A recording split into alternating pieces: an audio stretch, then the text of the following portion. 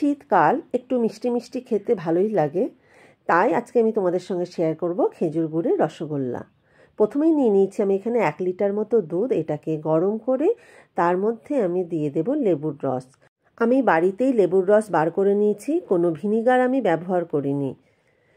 লেবুর রস থেকে বিচিগুলোকে আলাদা করে দেব, তারপর আমি এটা দুধের মধ্যে ব্যবহার করব।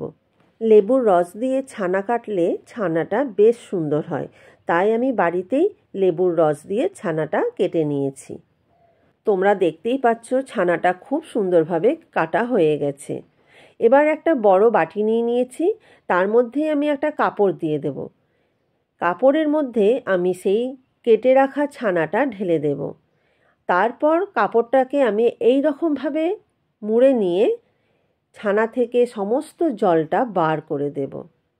যদি মনে হয় যে আরও জল থেকে গেছে, তখন কি করবে? তখন ছানাটাকে ঠিক এই রকমভাবে টাইট করে দেবে কাপড়ের মুখটা। তারপর একটা নোড়া দিয়ে এরকমভাবে চাপা দিয়ে দেবে। নোড়া বা শক্ত জিনিস দিয়ে, যে কোনো শক্ত জিনিস দিলেই হবে। এবার কড়াইয়ে আমি 4 কাপ মতো জল নিয়ে নেব। জলের মধ্যে দিয়ে দেব আমি খেজুর গুড়। এটা সেরা বানানোর জন্য। খেজুর গুড় দেওয়ার পর এটাকে আমি সামান্য গলিয়ে নেব। তারপর দিয়ে দেব আমি সামান্য একটু এলাচের গুঁড়ো। তো সেরাটা তৈরি হোক, আমি এবার ছানাটা মেখে নেব। দেখো মোটামুটি ভালোভাবেই আমার জল ছেড়ে গেছে। এবার আমি ছানাটাকে কিন্তু খুব ভালোভাবে সেনে নেব।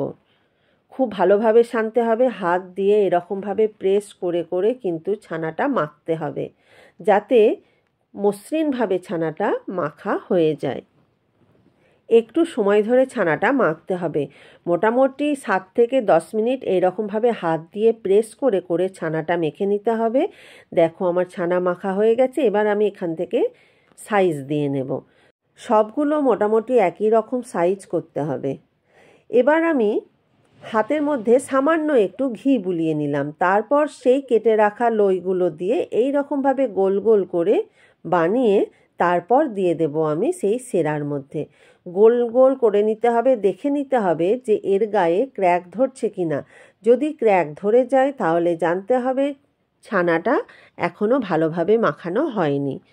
তো আমার রসগোল্লাগুলো আমি দিয়ে দিয়েছি, ফুটতেও শুরু করেছে। দেখো ফুলেও উঠেছে। রসগোল্লাটাও আমার রেডি হয়ে গেছে। এটাকে ঠান্ডা করে নেওয়ার পর তোমাদের পরিবেশন করে দেখাচ্ছি। তোমাদের একটা সত্যি কথা বলছি, দোকানের মতো বাড়িতে কিন্তু হয় না, কারণ দোকানে ছানার সঙ্গে অনেক রকম জিনিস ব্যবহার করার পর কিন্তু রসগোল্লাটা বানানো হয়। আর বাড়িতে আমরা পুরোপুরি পিওরভাবে বানাই। আমি কিন্তু এখানে ছানার সঙ্গে অন্য কিছু ব্যবহার করিনি, তাই এর স্বাদও হয়েছে অসাধারণ আর খুবই নরম তুলতুলে হয়েছে।